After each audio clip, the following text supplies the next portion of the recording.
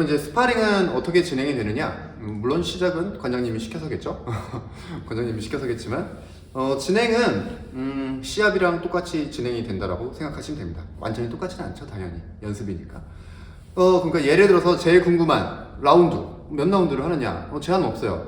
그냥 여러분이 체력이 떨어질 때까지 하시면 됩니다. 아니면 뭐 2라운드, 뭐 3라운드 정해놓고 하시면 되는데, 뭐 일반 분들, 내가 정말 체력이 엄청 좋으신 분이 아니라면 처음에 1, 2라운드 하기도 힘들어요. 여러분들 아마 대부분의 체육관이 그 운동하실 때도 저희 이제 라운드로 공이 울리잖아요.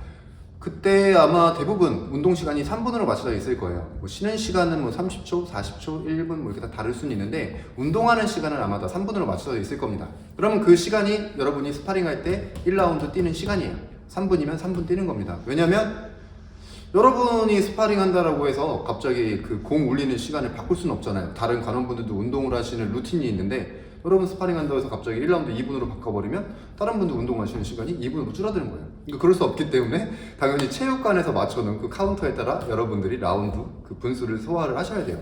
그러니까 그거에 맞춰서 이제 진행이 되겠죠.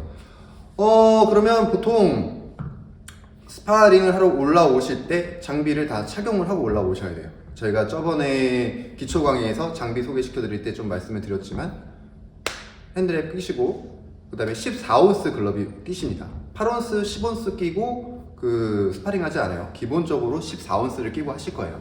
그리고 여러분 뭐 체급이 많이 나가신 거 하시는 분들은 16온스를 끼시고 이제 스파링을 하게 될 거고요. 그 다음에 가장 중요한 마우스피스. 마우스피스 절대 빠지시면 안 돼요. 마우스피스는 필수입니다. 필수.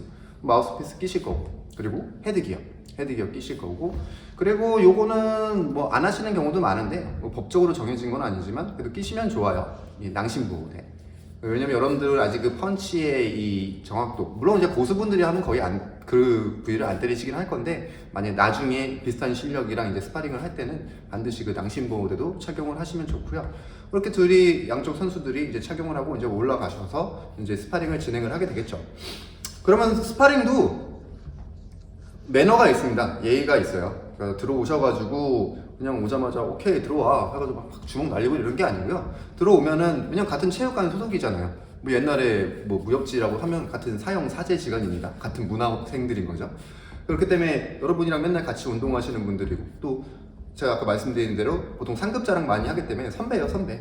선배님한테 예의를 갖춰야겠죠. 그렇기 때문에 둘이 들어오셔가지고 공이 딱 울리면은 바로 이렇게 막 들어오기 시작하지 마시고 인사하시고, 그다음에 이제 또 인사, 복싱의 인사 중에 하나 있잖아요. 서로 이제 글러브를 맞대는 거, 터치 글러브 하고 가시고, 이제 그러 다음에 이제 그 스파링을 시작을 하시면 되는데, 뭐 여기서 좀 말씀드리고 싶은 거 하나가, 이제 초보자분들은 그 스파링을 하시다 보면 이제 맞는 순간 멈춰요.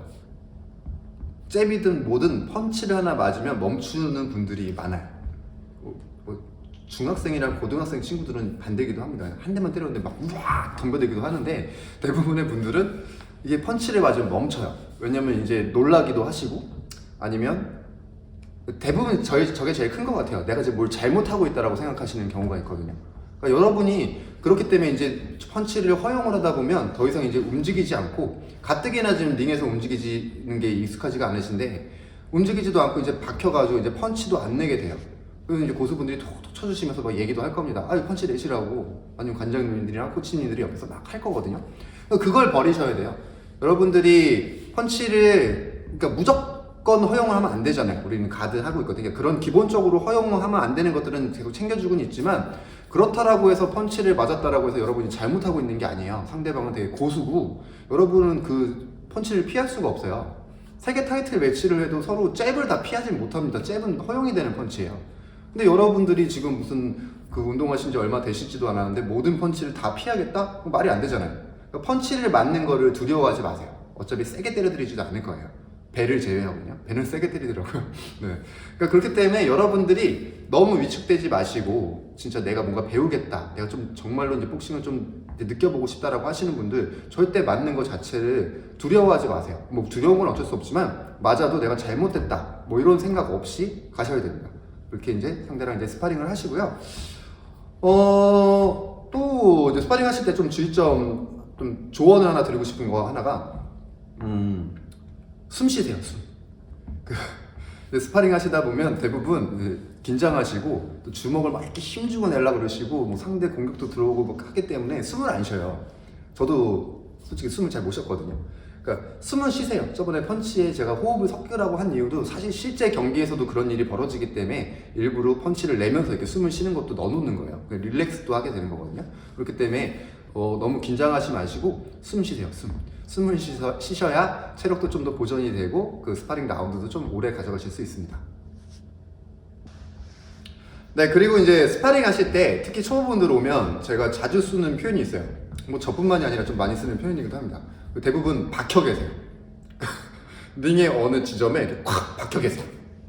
그러시면 안 돼요. 제가 계속 말씀드렸죠? 저희가 여태까지 해온 훈련들 계속 움직이라고 말씀드렸잖아요. 뛰고 걷고 심지어 이제 섀도우 할 때도 링에서 섀도우 할 때도 계속 걷고 뛰고 움직이면서 하라고 그랬어요. 그 연습을 많이 하셨다면 어렵진 않을 건데 또 긴장을 하시면 안 되는 경우도 있어요. 근데 절대적으로 이제 움직이셔야 됩니다. 한 자리에 가만히 계시면 안 돼요.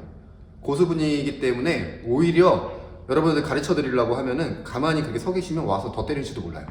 여러분들이 그 고수분들이랑 스파링 할 때 제일 덜 맞는 방법은요, 여러분이 배운 거를 그대로 하려고 노력을 하면 덜 때려줍니다. 근데 여러분이 아무것도 안 하고 있으면 일부러 와서 때려요. 움직이라고. 그렇기 때문에 그건 또 하나의 팁이고요. 많이 움직이세요.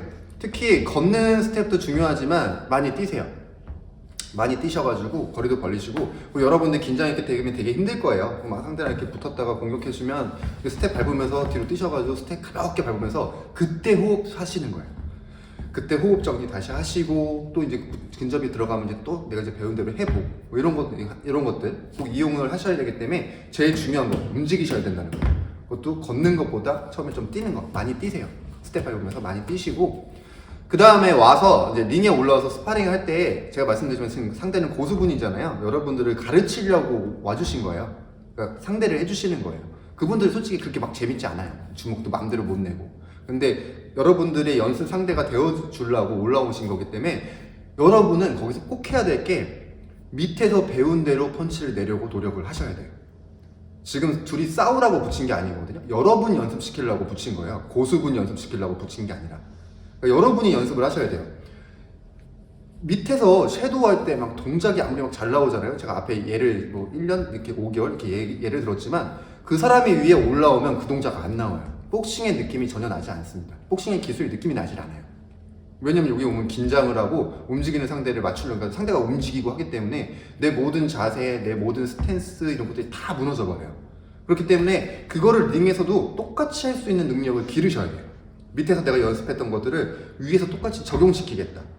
그냥 중간에 막 갑자기 상대가 도망간다고 해서 막 팔 이렇게 내시고 막 이렇게 내지 마시고 최대한 엄청 어설플 거예요. 왜냐면 아직 스텝도 막 긴장해서 안 움직이고, 실제로 해보시면 다리 근육 금방 마비됩니다. 너무 긴장하고 움직임이 많고 내가 반응해야 될 것들이 많아가지고 이런데 허벅지 근육도 엄청 아프실 거예요.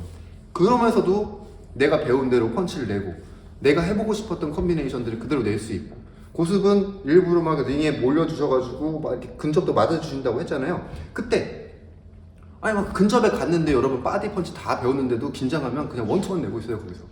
그리고 한없이 앞으로 갑니다. 이게 스텝 간격해서 내 펀치 만드는 간격들 조정하는 거, 그런 거 다 연습을 해 보셔야 돼요.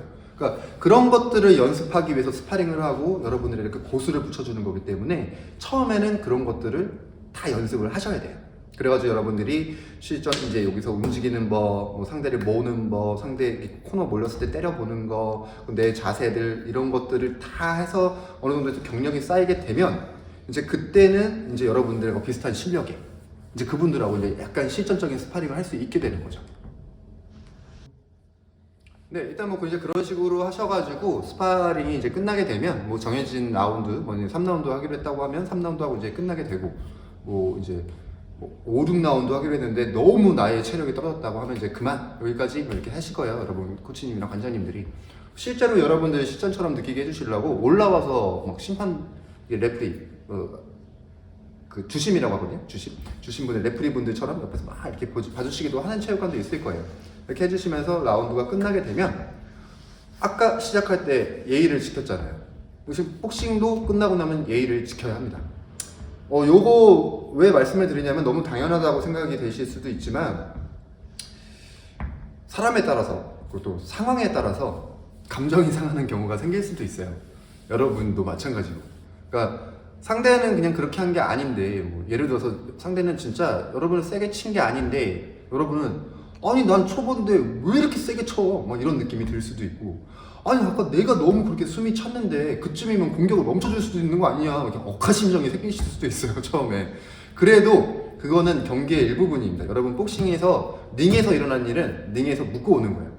그렇기 때문에 마지막 끝나면 서로 상호간에 인사하시고, 그리고 대부분 주먹 맞대 보시면 너무 힘들면 막 이렇게 앉게 됩니다. 너무 감사합니다, 고생하셨어요, 뭐 이런 느낌이 사실 들 정도로 힘들긴 하거든요. 근데 그런 경우가 아니라 너무 기분이 상하셨어도 반드시 상대한테 인사를 하고, 이제 다 내려와서 뭐 장구류 다 정비를 하셨을 때도 절대 링 위에서 가져왔던 감정은 밑에 악화심정이라든지 악감정은 갖고 오시면 안 된다는 거, 그거 되게 중요한 부분이에요. 복싱도 매너의 경기입니다.